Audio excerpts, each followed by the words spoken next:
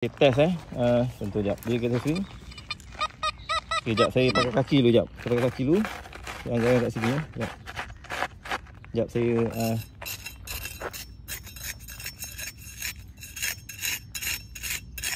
dalam dia. okey tak cerita jauh sikit sebab dekat pisau tu pun dia akan detect kan.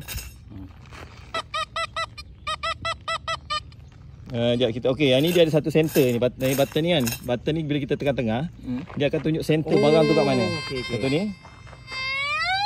Dia kuat, sinilah sangat barang ni. Sini je. Kat situlah. So dia dalam juga tu kalau ikut kan. Dia dalam, dia agak dalam. Tu tak payah tu.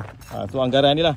Saya rasa memang tengah-tengah ni bila kita lalu kan, ni dia diam, maksudnya dia range ni besar bulat ni maksudnya dia akan penuhkan kawasan dia detect. Bila dia center tengah satu macam ni kan. Bila dia betul-betul center satu, contoh macam ni tadi kan. Dia satu. Barang tu bawah tu ke. Jadi apa kan? Maksudnya dia center tengah ni lah, macam ni. Ini kod apa ni? Ni kita panggil sebagai pinpointer tengah ni. Dia kod dia apa tadi?